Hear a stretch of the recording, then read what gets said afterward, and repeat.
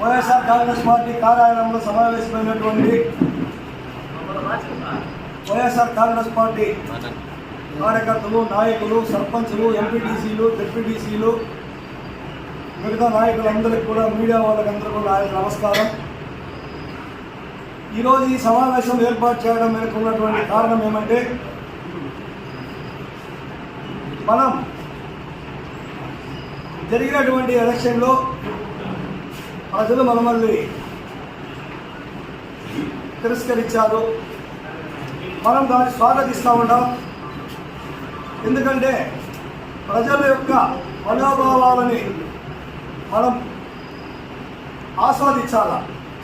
గత 5 సంవత్సరాల్లో మనకి ప్రజలంతా కూడా కలిసి అత్యధికంగా 151 సీట్లు ఇచ్చి పట్టాభిషేకం చేశారు. పలమనేరులో కూడా శాసనసభ్యుడిని 32,000 పైచిలకు ఓట్లతో గెలిపించారు. అయినా అధికారం వచ్చిన తర్వాత ఏ రోజు కూడా వైఎస్ఆర్ కాంగ్రెస్ పార్టీ నాయకులు కానీ, కార్యకర్తలు కానీ ఎక్కడా కూడా మన పలమనేరు నియోజకవర్గంలో కాకుండా మన పలమనేరు రూరల్ మండలంలో ఈ విష సంస్కృతిని ఎక్కడైనా చేశావా? ఈ 5 వారు ఇలాంటివి చేస్తేనే ప్రజల్లో మా పార్టీ వైపు తిరుగుతారు. మా పార్టీ మళ్ళా కూడా పుంజుకునే అవకాశాలు ఉంటాయి. మేము ఒకటే అడుగుతూ ఉంటాం, ఒక సర్పంచ్, ఎస్సీ సర్పంచ్, ఈ రూరల్ మండలంలో పెద్ద పంచాయతీ, ఇప్పుడు ఎవరు గెలిచినా ముఖ్యమంత్రి గారు ఎవరైతే వారి ఫోటోలు ప్రతి ఆఫీస్కి పౌర సరఫరా శాఖ వాళ్ళు సప్లై చేస్తారు. ప్రతి ఆఫీసులో ఎవరు ముఖ్యమంత్రి, ఇప్పుడు చంద్రబాబు నాయుడు గారు, అవి ఫోటో పెట్టుకుంటారు. మేము వద్దనేదే. ఇక్కడ ఎవరైతే లోకల్ శాసనసభ్యులు ఉన్నారో అమర్నాథ్ రెడ్డి గారి ఫోటోని ఆఫీసుకి ఇస్తారు. మీరు పెట్టుకోండి, మేము వద్దనేదే. కనీసం మీరు ఇంకా ప్రమాణ స్వీకారం కూడా చేయలేదు. ఆ సెక్రటరీలు ఉన్నారు, ఆ సెక్రటరీలకు చెప్తే ఆ సెక్రటరీలు ఆ ఫోటోలు తీసేస్తారు. అవి తెచ్చి కాల్సినంత మాత్రం మీకు వచ్చిన లాభం ఏమన్నా ఉందా? సామాన్య ప్రజలందరూ కూడా, మిడిల్ క్లాస్ వాళ్ళందరూ కూడా కొన్ని వర్గాలు మీకు పని చేసినా వేశారు. మీరు మేము కూడా కాన్సెప్ట్ చెప్తా ఉన్నాం కాదండి. కానీ ఈ విష సంస్కృతిని వదలండి. నమస్కారం.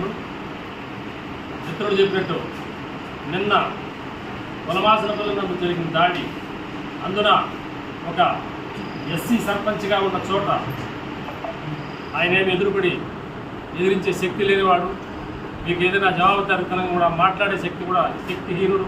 అలాంటి చోట ఇలాంటి దాడులకు కార్యకర్తలు పురిగొల్పడం చేయడం అనేది ఇది అంత సమంజసమైన చర్యగా ఒప్పుకోబడదు. ఇక మిత్రులు చెప్పినట్టు అమితోత్సాహంతో ఈరోజు గెలుపు పాటలో అమితోత్సాహంతో టీడీపీ కార్యకర్తలు ఉండవచ్చును.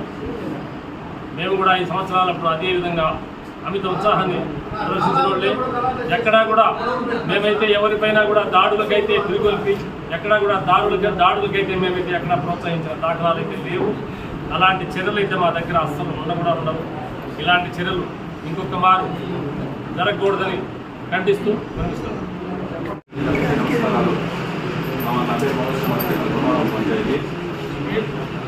నిన్న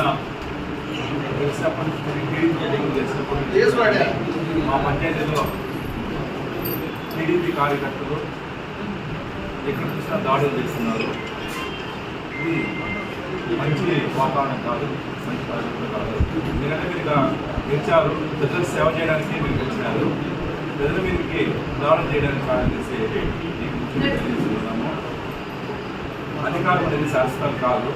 ఈసారి మీరు అధికారంలోకి వచ్చారు, మళ్ళీ మేము కూడా అధికారంలోకి వస్తాము. కాబట్టి మీరు దీన్ని గుర్తించుకునేసి ప్రజలకు సేవ మాత్రమే చేయండి. మా మీద దాడులు చేస్తే ఇది మంచి పద్ధతి కాదు.